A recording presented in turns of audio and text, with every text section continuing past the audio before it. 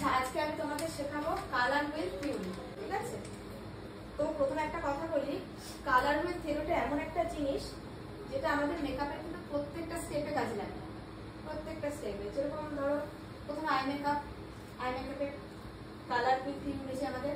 Colour কম্বিনেশনগুলো choose করা বা কালারগুলো সেট করা, ব্লেন্ড করা, কালারগুলো সেট করা, লাইট ডিপ ডার্ক শেডগুলো কিন্তু সব কালার হুইল থেকে আমরা পেয়ে যাবো। এই থিওরি যদি আমরা বুঝতে পারি, মেকআপের কিন্তু আমাদের অনেকটাই সলভ হয়ে যাবে। ঠিক আছে, মেকআপের কালার রিলেটেড যা যা ইস্যুস আছে সব সলভ হয়ে যাবে। মেকআপে প্রত্যেকটা স্টেপে কালার, আই মেকআপে কালার বা বেস কারেকশন করতে গেলে কিন্তু আমাদের কালারগুলো কারেকশন করবে, সেখানেও কালারের একটা ব্যাপার আছে, সেটা হয়ে যাবে। লিপ শেড ক্রিয়েট করার জন্য কিন্তু আমরা প্রচুর কালার দরকার হয়, তো পসিবল না সব কালার আমার ভ্যানিটিতে রাখার জন্য।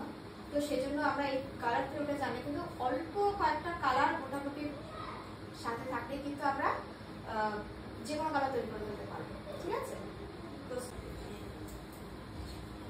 আচ্ছা, আজকে আমি তোমাদের শেখাবো কালার হুইল থিওরি। ঠিক আছে, তো প্রথমে একটা কথা বলি, কালার হুইল থিওরিটা এমন একটা জিনিস যেটা আমাদের মেকআপের কিন্তু প্রত্যেকটা স্টেপে কাজে লাগে।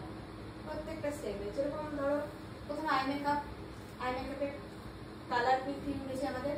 কালার কম্বিনেশনগুলো চুজ করা বা কালারগুলো সেট করা, ব্লেন্ড করা, কালারগুলো সেট করা, লাইট ডিপ ডার্ক শেডগুলো কিন্তু সব কালার হুইল থেকে আমরা পেয়ে যাবো। এই থিওরি যদি আমরা বুঝতে পারি, মেকআপের কিন্তু আমাদের অনেকটাই সলভ হয়ে যাবে। ঠিক আছে, মেকআপের কালার রিলেটেড যা যা ইস্যুস আছে সব সলভ হয়ে যাবে। মেকআপে প্রত্যেকটা স্টেপে কালার, আই মেকআপে কালার বা বেস কারেকশন করতে গেলে কিন্তু আমাদের কালারগুলো কারেকশন করবে, সেখানেও কালারের একটা ব্যাপার আছে, সেটা হয়ে যাবে।